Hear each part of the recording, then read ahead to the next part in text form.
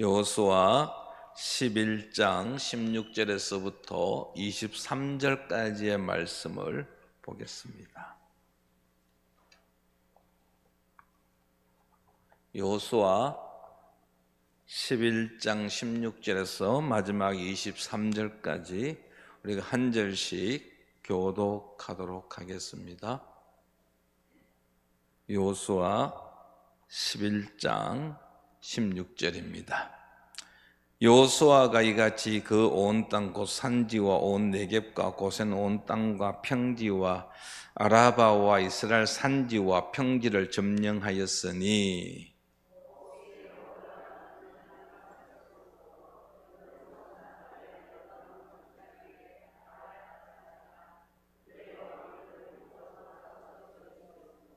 여호수아가 그 모든 왕들과 싸운 지가 오랫동안이라.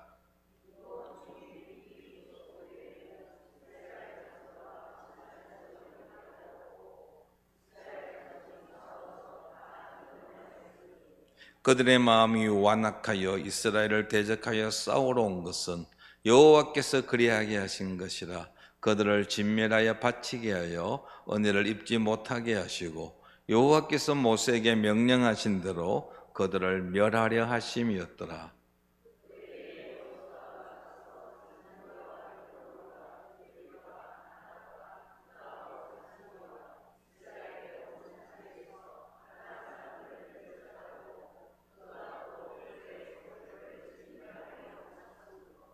이스라엘 자손의 땅에는 아낙 사람들이 하나도 남지 아니하였고 가사와 가드와 아스도데만 남았더라.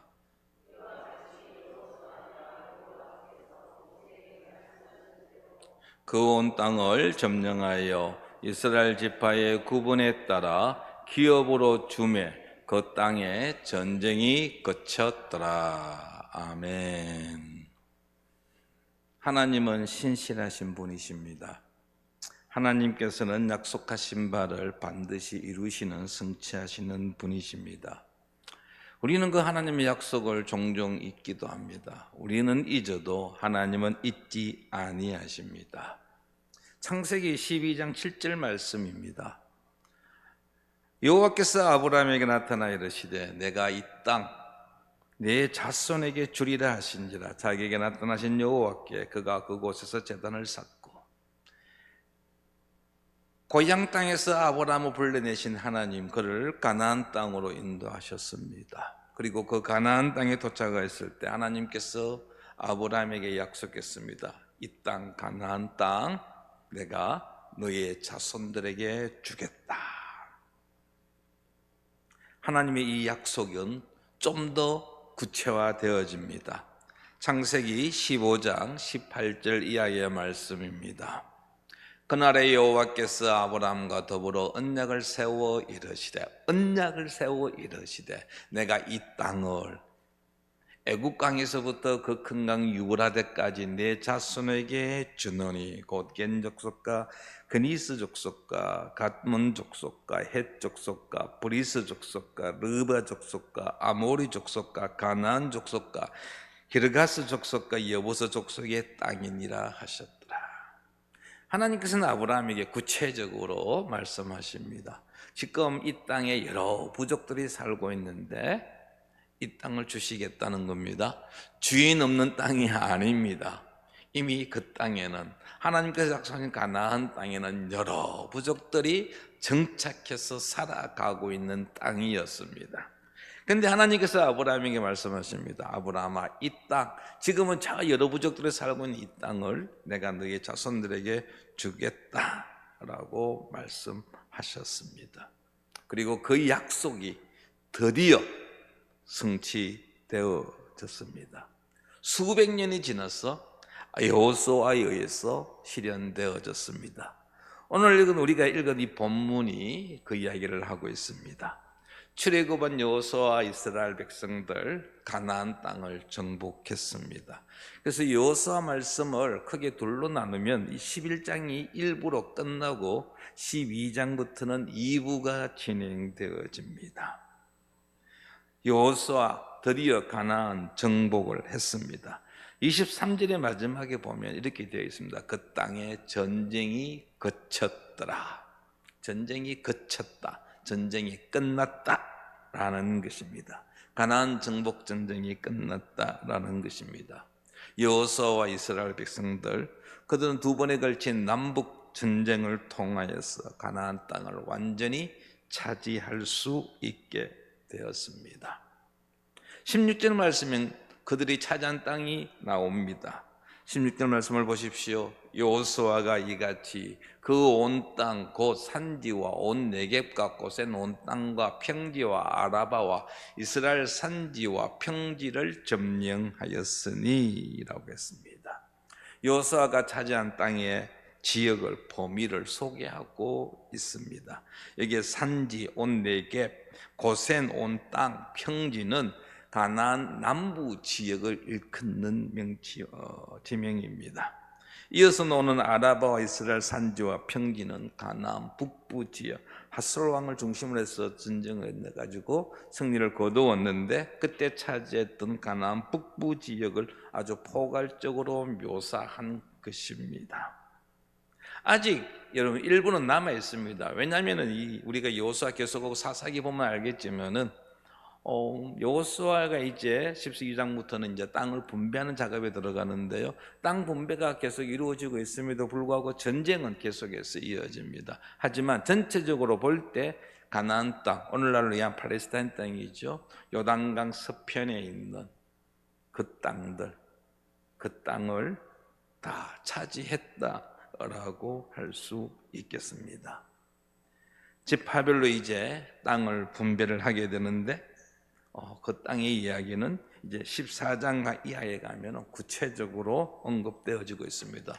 오늘 이 시간에는 이 전쟁 이야기를 마감하면서 오늘 본문에 등장하는 몇 가지를 좀 생각해 보고자 합니다. 첫 번째로 가나안 전쟁은 단시일에 끝나지 않았다라는 것입니다. 18절 말씀을 한번 보십시오. 18절 말씀 같이 한번 읽어보겠습니다. 여호수아가 그 모든 왕들과 싸운 지가 오랫동안이라, 오랫동안 정복 전쟁을 했다라는 것입니다.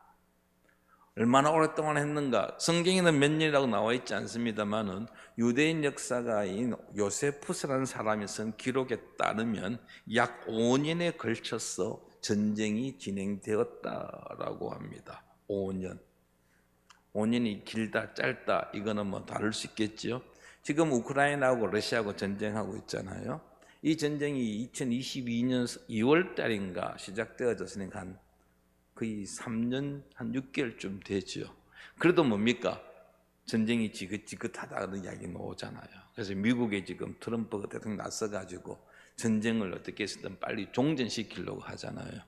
근데 여러분 5년 동안 전쟁이 진행되어졌습니다. 결코 짧은 기간이 아닙니다. 상당히 오랜 기간 전쟁을 했습니다. 이 전쟁은 하나님께서 명하신 전쟁입니다. 하나님이 함께 하신 전쟁입니다. 그럼에도 불구하고 여러분 5년 가나안 정복이 단기간에 끝난 게 아닙니다.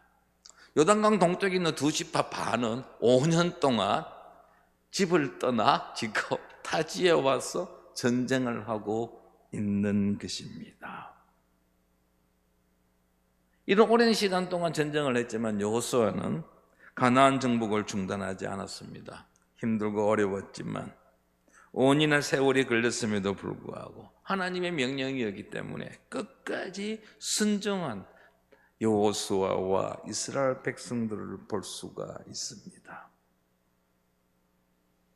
우리가 주의 일을 하다 보면은요, 종종 우리의 생각보다 진도가 늦어지는 경우가 있습니다.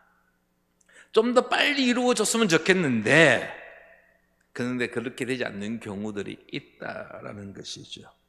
하나님께서 명하신 일임에도 불구하고 시간을 요구할 때가 있습니다. 우리 아브라함을 한번 보십시오. 하나님께서 아브라함을 부르신 것이 그의 나이 75세입니다. 아들을 주시겠다고 약속하셨습니다. 근데 그 아들이 몇 세에 태어났습니까? 아브라함 나이 100세입니다. 무려 아브라함은 25년을 기다렸습니다. 모세는 더하지요. 모세는 애국 왕궁에서 40년 동안 충분히 리더십을 지도자로서의 교육을 받았습니다. 그래서 자기가 유대인한 사실을 알고 내가 이제 우리 민족을 위해서 뭔가를 해야 되겠다고 40대에 나섰습니다. 그런데 하나님의 시간표는 아니었죠. 멀었다는 것입니다. 하나님은 모세를 시나이 반도로 보내었습니다. 무려 40년입니다. 모세가 자기 민족을 위해서 내가 뭔가를 하겠다고 나섰는데 하나님께서는 그로 하여금 40년을 더 기다리게 하셨다라는 것입니다. 우리가 주의 일을 할 때 보면은요, 하나님께서 우리에게 스탑, 정지라고 할 때가 있습니다. 그럴 때 우리는 조급해하지 않아야 할 것입니다. 답답하더라도 참고 인내해야 합니다. 아무리 급하다 할지라도 여러분 빨간불일 때 가면 안 됩니다. 아무리 초조하다 할지라도 파란불로 녹색불로 바뀔 때까지 기다려야 합니다. 하나님께서 우리의 길을 열어주시지 않는다고 한다면 우리는 그 자리에 서서 하나님의 인도하심을 구하며 기다릴 수 있어야 합니다. 또한 우리는 중도에 포기하는 일이 없어야 할 것입니다. 눈앞에 바로 결과가 나타나지 않는다고 해서 낙심하는 일도 없어야 할 것입니다. 우리는 전도하다 보면 이제 이런 일들을 간혹 경험하죠. 이제 10월이십니다. 우리가 이제 11월 달 되면은 올해는 11월 넷째 주 마지막 주일에 초청 주일을 가지고자 합니다. 새생명 초청 주일을 가지고자 하는데 이제 그러면 우리는 해야 될 일이 있죠. 전도 대상자를 찾는 겁니다. 올해는 누구를 전도할까? 새로운 전도 대상자도 있지만 작년에 전도 대상자로 삼았던 분이 또 명단에 올라오도록 계시고 재작년에 전도 대상자로 삼았던 분을 우리는 올해의 전도 대상자로 삼을 수 있습니다. 이 전도 대상자를 삼고 그들을 주님 앞으로 인도하기가 얼마나 힘들고 어렵습니까? 1년, 2년, 10년, 20년 가는 경우도 한 번씩 일어납니다. 우리 기도 응답에 아주 유명한 목사님 그러면 무디 목사님을 밀려 목사님을 이야기하는데요. 밀려 목사님은 평생에 한 5만 번 이상의 기도 응답을 받았다라고 말합니다. 그런데 이분도 자기 친구를 전도하는데 그 친구를 품고 무려 38년 동안 기도했다고 합니다. 한 영혼을 구하기 위하여. 성도 여러분, 정말 우리 주변에 아직 믿지 않는 이제 우리가 이제 추석 명절 연휴가 시작되어지잖아요. 그러면은 우리 가족들, 친척들 만나게 될 것인데 그들 가운데는 예수님 믿는 사람도 있지만 예수님 믿지 않는 사람도 있지 않습니까? 그래서 우리는 새벽마다 그 예수님 믿지 않는 사람을 품고 기도하잖아요. 하나님, 저 형제가, 저 자매가, 저 조카가 예수님 믿기를 원합니다. 품고 기도하는데 그래서 작년에 만났을 때, 지난 명절에 만났을 때 예수님도 소개하고 선물도 하고 이렇게 참 나름대로 했음에도 불구하고 교회 나올 기미가 보이지 아니하면 어떻습니까? 포기하고 싶은 생각 한 번씩 들잖아요. 그러나 여러분, 주님의 때를 기다리시기 바랍니다. 끝까지 기다리시기 바랍니다. 지금 당장 응답하지 않았다 할지라도 우리는 주님 앞에 계속해서 인내하며 기도해야 하는 것입니다. 우리의 기도를 듣고 계시는 하나님, 때가 되면 그 기도에 응답해 주십니다. 두 번째 오늘 살펴볼 내용은요, 이 가나안 정복 전쟁에서 살아남은 가나안 부족이 하나 있었습니다. 유일한 부족이죠. 바로 기브온 거민들입니다. 19절 말씀입니다. 19절 보시면은 기브온 주민 히위 족속 외에는, 그들 외에는 이스라엘 자손과 화친한 성읍이 하나도 없고 이스라엘 자손이 싸워서 다 점령하였으니. 가나안에 많은 부족들이 있었지만 오직 한 부족, 히위 족속 중에서도 기브온 사람들, 이 사람들만 살아남았다라는 것입니다. 이스라엘에게 진멸을 당하였는데 그들만 살아남았습니다. 그들의 살아남은 이야기는 우리가 여호수아 9장에서 앞서 살펴보았습니다. 그들은 이스라엘과 화친 조약을 맺었습니다. 물론 그 과정에 거짓말을 사용했습니다. 살기 위하여 거짓말하였고 그 거짓에 이스라엘 백성들이 넘어감으로 인하여 이 기브온 사람들이 목숨을 건졌습니다.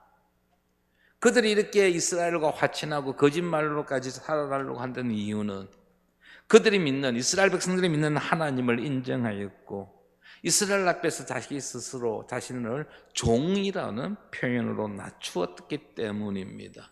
그들의 그러한 겸손한 태도가 다른 부족들이 다 멸절당하는 그런 상황 속에서도 살아남을 수 있었다라는 것입니다. 물론 여러분, 하나님 앞에서 어떠한 거짓도 정당화될 수는 없습니다. 그리고 거짓은 그에 대한 합당한 대가를 지급해야 합니다. 여러분, 이삭의 부인 리브가를 기억하십니까? 그녀는 쌍둥이 아들이 낳았잖아요. 에서와 야곱. 그런데 여러분, 이 리브가가 야곱을 편애해서 에서를 제치고 형 에서를 제치고 다 복을 받게 하잖아요. 그런데 에서가 이 야곱을 죽이려는 모습을 보고 자기 친정으로 보내었거든요. 그런데 그걸로 성경은 이야기가 더 이상 진도가 없습니다.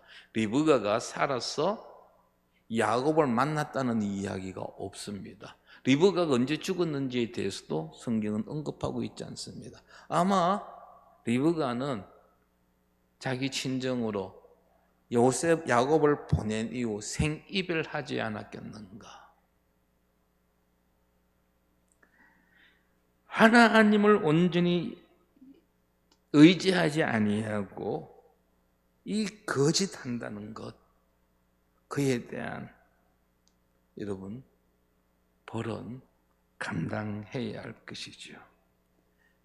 놀라운 사실은 기브온 사람들이 거짓으로 살아남았지만은 하나님께서 기브온 사람들에게 은혜를 베푸셨다는 것입니다.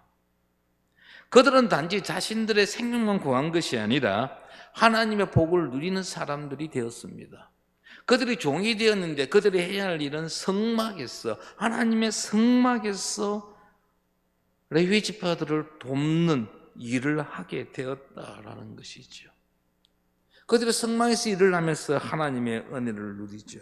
나중에 산당이 다시 왕국이 형성되어지고, 여러분 알다시피 솔로몬이 지금 산당 갔을 때 기브온 산당에 갔다라고 되어 있잖아요.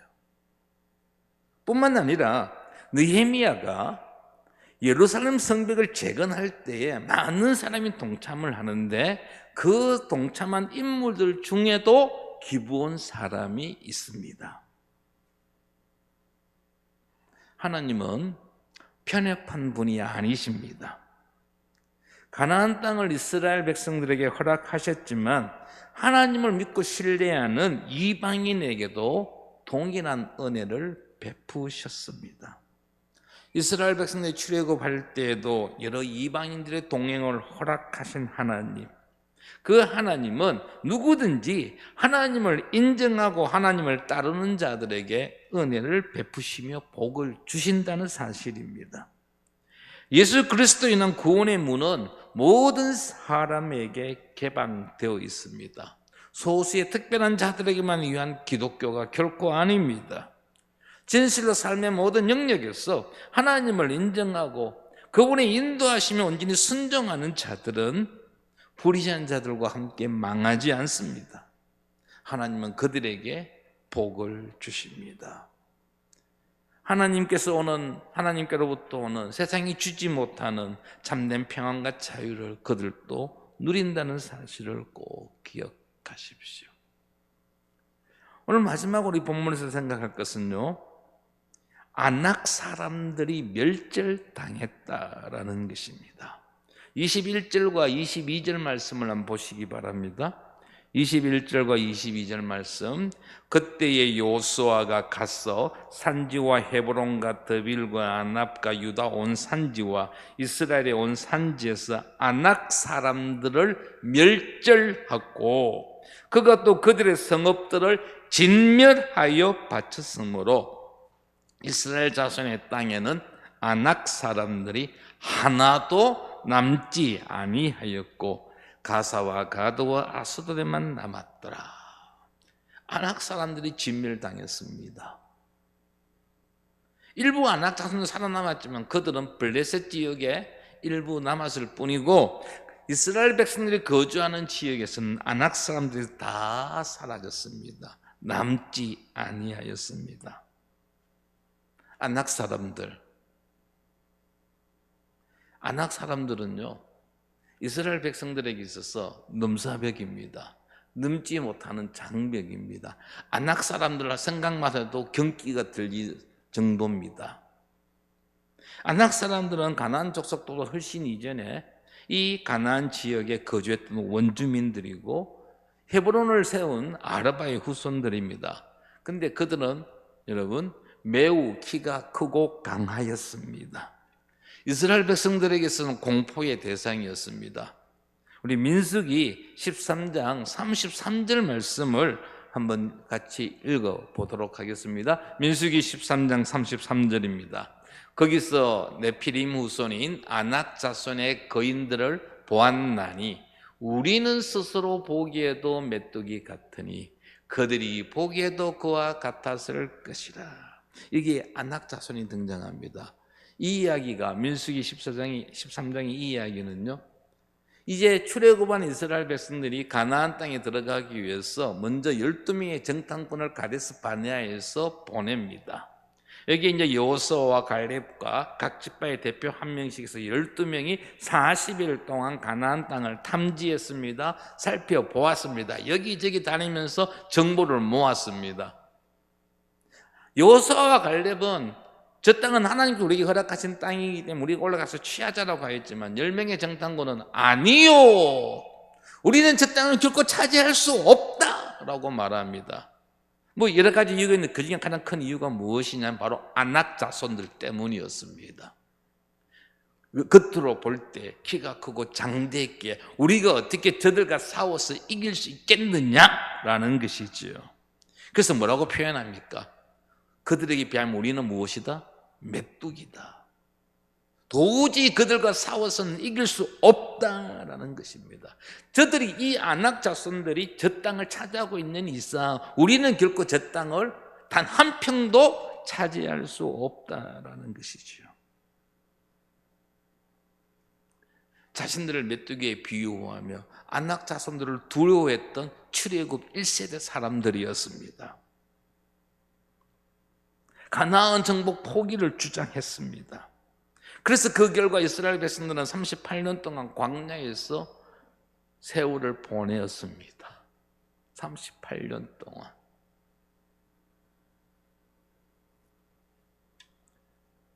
이 출애굽 1세대 이스라엘 백성들에게서 아낙 자손은 공포의 대상, 어떻게 해볼 수 없는 대적이었습니다. 거인이었습니다. 그런데 40년이 지난 후 가데스 바나에 정찰 이후 40년이 지난 후 불가능하다고 여겼던 외쳤던 출애굽 1세대 후손들, 다시 말하면 출애굽 2세대들이죠. 그들이 아낙 사람들을 완전히 진멸하였습니다.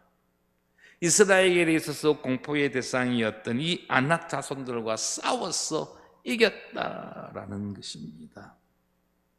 결국 이 이야기는 아낙 자손이 결코 거인이 아니었다는 사실을 보여주는 것이죠. 이스라엘에게 있어서 이 아낙 자손들은 더 이상 두려운 존재가 아니라는 것을 증명한 것입니다. 하나님이 함께 하시는 우리가 겁먹을 거인은 없습니다. 우리가 가상으로 만드는 허구에 불과할 뿐입니다. 그러므로 우리가 우리 앞길을 가놓고 있는 거인을 두려워하지 마십시오.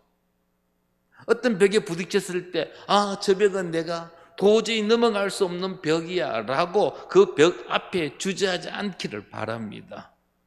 낙담하지 않기를 바랍니다. 미리 포기하는 일이 없기를 바랍니다. 시도도 하지 않고 안 돼, 할 수 없어 라고 말하지 마십시오.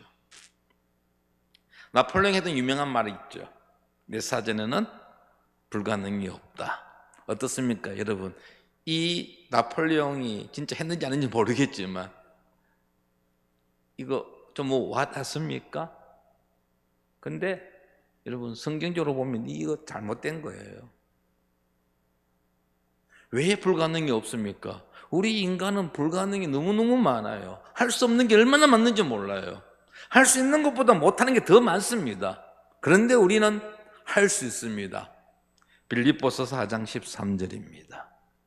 빌립보서 4장 13절 말씀 우리 같이 한번 제가 읽겠습니다.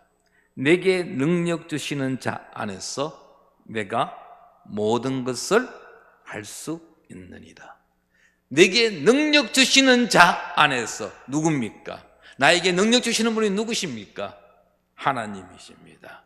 우리는 하나님 안에서 모든 것을 할 수 있는 존재입니다.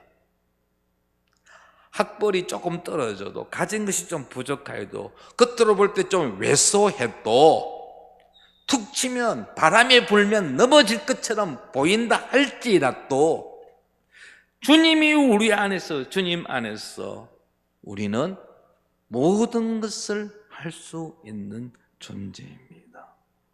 나의 능력으로는 불가능하지만 하나님께서 함께 하시면 하지 못할 일이 없다라는 것이죠. 이 세상에서 하나님께서 해결하지 못할 거인은 없습니다. 하나님의 능력을 뛰어넘는 거인은 없습니다. 그 어떤 거인도 우리는 이길 수 있습니다. 주님 안에서 우리의 힘과 우리에게 능력을 다하여 주시는, 공급하시는 그 주님과 함께 할 때 우리는 어떤 장애물도 이겨낼 수 있는 것입니다. 무엇이 두렵습니까? 우리 앞에 있는 장벽을 보지 마십시오. 그 장벽을 무너뜨릴 수 있는 하나님을 바라보시기 바랍니다. 우리 그리스도인에게 있어서 두려운 존재는 없습니다. 하나님을 의지하는 자에게 대항할 세력은 없습니다. 단지 우리의 믿음이 연약할 뿐입니다. 하나님의 말씀을 신뢰하는 자는 그 무엇도 두려워할 이유가 없습니다. 우리가 믿고 신뢰하고 우리의 모든 것을 맡길 수 있는 그분, 이 우주 만물의 창조주이시며 우리 인생의 주인이십니다. 그 하나님이 우리와 함께 할 때 우리는 승리하는 것입니다. 혹 일이 내 마음대로 되지 아니한다고 하여 낙담하지 마시고 주님 안에서 소망을 가지고 주께서 우리에게 맡기신 사명 기쁨으로 감당하십시오. 그리고 하나님께서 일하심을, 하나님의 행하심을 기대하기 바랍니다. 말씀을 정리하겠습니다. 가나안 정복 전쟁 결국 이스라엘의 승리로 끝났습니다. 이것은 하나님께서 아브라함에게 하셨던 그 약속이 드디어 이루어졌음을 의미합니다. 이제 집하빌로 땅을 분배하면 됩니다. 이스라엘 백성들이 땅을 차지하기까지는 많은 시간이 필요하였습니다. 많은 피와 눈물이 있었습니다. 그냥 된 것이 결코 아니었습니다. 이 땅에서의 교회도 마찬가지입니다. 성도들의 눈물과 성도들의 기도가 있어야 합니다. 성도들의 수고와 성도들의 헌신이 있어야 합니다. 인내하며 어떤 장애물도 두려워하지 아니하는 우리 모두 되기를 바랍니다. 우리에게 승리를 주시는 하나님께 소망을 두고 날마다 매일매일 우리의 삶의 현장 속에서 함께 하시며 임마누엘의 그 하나님을 여러분 경험하시며 그 하나님을 찬양하며 하루하루 승리하는 우리 성도들 되기를 축원합니다. 이 시간 함께 말씀을 생각하며 기도합시다. 하나님, 오늘 또